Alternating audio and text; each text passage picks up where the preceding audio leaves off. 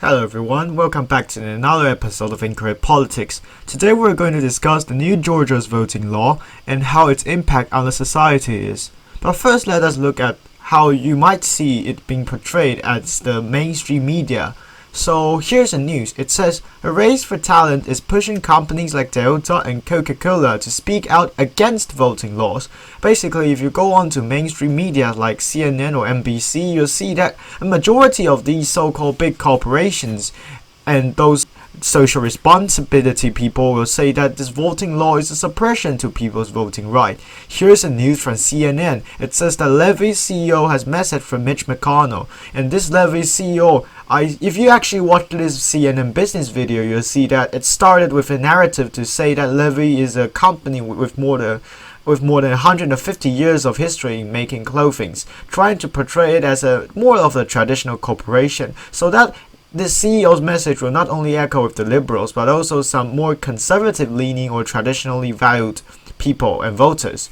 However, I certainly do not believe that this is the case of the Georgia voting law, and I believe that these attacks, for example this one, this is a Reddit thread on Our Georgia. It's trying to portray the entire voting law as a devil stuff, and if you actually scroll down, sorry I didn't click into it, if you actually scroll down the entire discussion, you'll see that most of the people were being so smooth in using the words like voter suppression and those kind of terms in describing the new laws. However, is that new law really that so bad? I certainly do not think so, and I believe the only reason why it was attacked so badly was because it was a Republican passed state legislature. And in fact, if we look at this composition, we'll see that Georgia itself is a Republican-controlled government, so the governor and the legislature is controlled by Republican. This means that governor is Brian Kemp, a Republican, and the Georgia State Assembly is controlled by Republican by, I believe it was a 2-seat majority, correct me if I'm wrong, and the state senate is also controlled by the Republicans. And a lot of the companies are reacting to this voting law, saying that it is maybe unhumane or suppression right or even unconstitutional, and they claim that the reason is because, for example, the Georgia's law has prevented and shortened the time of early voting and reduced the number of drop boxes, and also it prevents people from handing out food to people waiting in line to vote. And a lot of the voting activists were saying that these are all actions that will reduce the people's willingness to vote. But well, I certainly do not think so, because a lot of people were overreacting in this case. For example, in MLB's case, MLB has recently moved their All-Star baseball game from Atlanta, Georgia to Denver, Colorado. But that itself doesn't make any sense, because according to Coca-Cola, it's because of their voting identification law. So basically, when you need to vote in Georgia, you are required to present a photo ID. And the so-called photo ID includes, let's see if I can find it right here, Georgia. Okay, Georgia requires a photo identification when voting. So a valid form includes driver's license, state ID card, tribal ID card, United States passport, employee ID card. Basically, these are all the stuff that a normal Georgian should have had. It's not like something like a black card from the US Express. So it's supposed to be a very common and widespread thing. Yet people saying that having none of these is a very common situation and a suppression to voting right. I don't believe so. And what's making lesser sense is that the game was moved from Georgia, a state that requires a photo ID when vote, to Colorado, another state that requires a non-photo ID when vote. Well, certainly the situations in Colorado were not as strict as the ones in Georgia. It's still a state that requires photo ID, and it's very funny that you say that you're protesting for requiring ID to vote, then you move your game from a state with ID requirement to another state with ID requirement. And in fact, the photo ID requirement itself is not a very outrageous rules to have, because not only Georgia has it, all the blue states that notes on this map has it. The state of South Carolina has it, Florida has it, and Alabama has it, Tennessee has it. And it's not only all these old South states that has these special photo ID rules. In fact, in some northern part of the state has, well, Wisconsin's governor, Mr. Evers, he's a Democrat.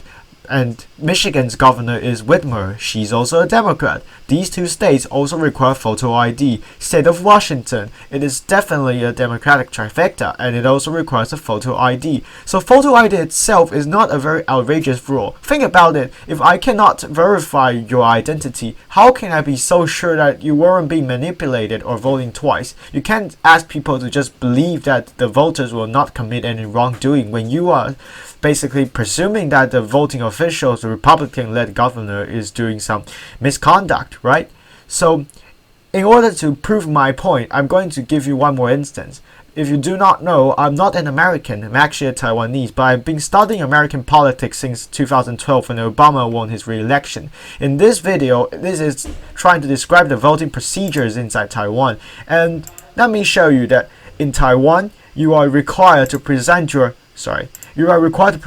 national ID card. So this national ID card is not like what you will have in America. It is basically a card that contains your name, your date of birth, where you're residing, and your spouse, and basically all the information on it. So we are strictly required to have that card in order to be able to vote inside general elections. You can't even use driver's license. You can't use passport. You can only use this ID card. Yet in Taiwan, everyone believes that this can help to prevent voter fraud, and no one is complaining about it. I certainly believe that it is quite a common sense outside the state of the United States that requiring an ID to vote is not an infringement to people's voting right. It's only in some democratic-led people's mind to believe so, and I certainly cannot understand why in a common sense manner.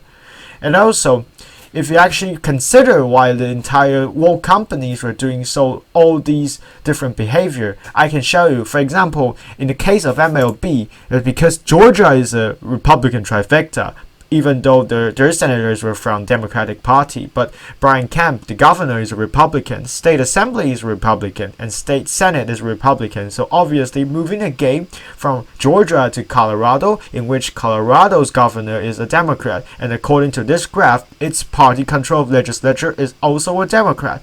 So it only makes sense that this movement is just simply for the sake of political correctness and trying to prevent the Republican states from getting the benefits of hosting an all-star baseball game. So that doesn't make any sense at all. In fact, if we actually look at BBC's Georgia voting fact-checking claims, BBC is certainly by no means a so-called right-wing media. I'm not even using Fox News or Breitbart News to prove my claim. Just look at this. Let's start. Will voting hours be restricted? It says that it's not the case that voting has to finish at 5 p.m. Normal business hours were widely interpreted from 9 to 5 anyway. The practical impact of this change is negligible. So BBC were telling you that the voting hours will not be restricted. Will there be fewer drop boxes?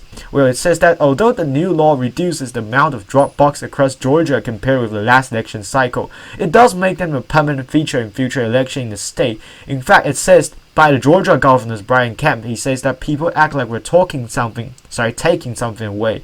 But it never existed until the pandemic, so Georgians actually newly found these drop boxes, so there's not so-called taken away. It wasn't even supposed to be here until the legislative law was signed in 2020 in combat of the COVID-19.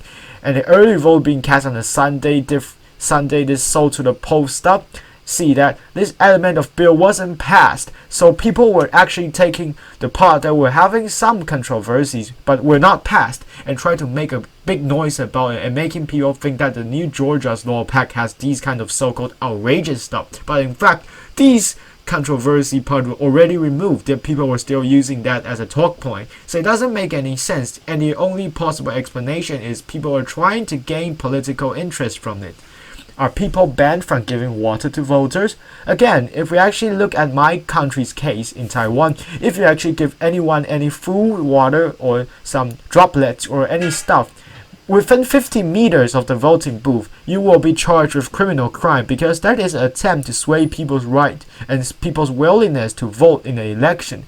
Well, certainly I do believe that if you can get free food and free water in the voting booth and your household doesn't seem to have enough money to buy food at your free will, you will have more incentive to vote. But that incentive is an artificial incentive, and you shouldn't say that because it reduces people's artificial extra additional incentive to vote and you remove it is going to take away that, so you're not going to say it's lawful or legal to do so, because For example, if you give people $2 million of incentive without having to work, everyone will say it's a good idea. But when you consider that there's going to be an inflation inside your economy and your $2 million will be worthless, then it immediately becomes pointless to do so. So you can't say that because everyone somehow approves it or because it has a certain good points, then it has to be a good idea. Sometimes a good idea doesn't sound sweet, and this banning giving water to voter is one of them. So basically, you look at this BBC article, you'll see that if you actually use logical deduction to look at the Georgia's voting law, you'll see that it is actually just a reasonable law. Yes, it's not the most liberal set of terms inside of the entire country, but certainly it is by no means a tyranny to people or trying to infringe people's right to vote. If you do like the video today, please subscribe, share, and like. You can comment down below for your thoughts if you have any alternative thoughts. And I hope you will see you guys next time. I'm going to sign out. Have a good day.